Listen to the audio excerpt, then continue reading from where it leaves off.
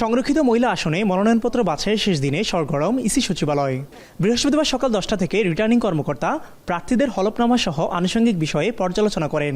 পরে বৈধ ঘোষণা করা হয় বিএনপি জোটে 36 প্রার্থীর মনোনয়ন। টিকে যায় স্বতন্ত্র জোটের প্রার্থী সুলতানা জেসমিনের প্রার্থিতাও। অতিরিক্ত 3 স্বতন্ত্র প্রার্থী দাখিল করা মনোনয়ন বাতিল করে কমিশন। প্রতিক্রিয়ায় বিএনপি জোটের প্রার্থীরা তাদের পরিকল্পনার কথা তুলে ধরেন। দেশ ও মানুষের কল্যাণে কাজ করার ঘোষণা তাদের। বলেন, দীর্ঘদিন ক্ষমতার বাইরে থেকে যেসব বিষয়গুলো বাস্তবায়নে কমতি ছিল, সংসদে গিয়ে সেসব বিষয়ে জোর দিবেন তারা। 17 বছরের ফ্যাসিস্টের সাথে যুদ্ধ করে দীর্ঘ একটা জার্নি পার করে আমরা একটা স্বাধীন বাংলাদেশে অবস্থান করছি। আমাদের মাননীয় প্রধানমন্ত্রী যে বিষয়গুলো নিয়ে ফোকাস করছেন, শিক্ষা, স্বাস্থ্য, মানুষের অধিকার, সেগুলো নিয়ে আমরা কাজ করব।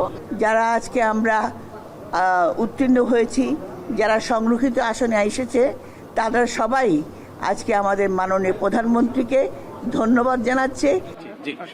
এদিকে নির্বাচনী বিধিমালায় সরকারি চাকরি ছাড়ার 3 বছর অতিবাহিত হওয়ার বাধ্যবাধকতায় বাতিল হয় জামায়াত এনসিপি জোটের প্রার্থী মনিরা শারমিনের মনোনয়ন।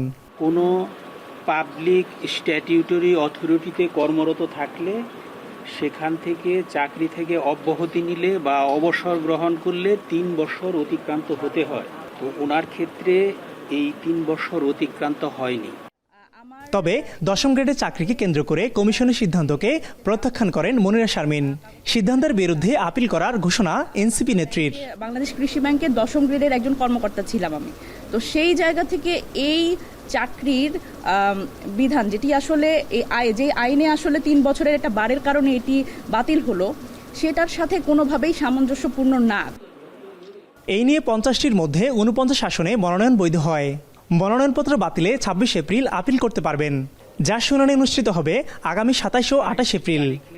আমরা মনোনয়নপত্র মিয়া আমিরুল, এখন, ঢাকা। 72 ঘন্টা ময়েশ্চার লক সমৃদ্ধ লিলি বডি ওয়াশ, শিয়া বাটারের গুডনেস স্কিন রিপেয়ার করে রাখে সফট ও গ্লোয়িং।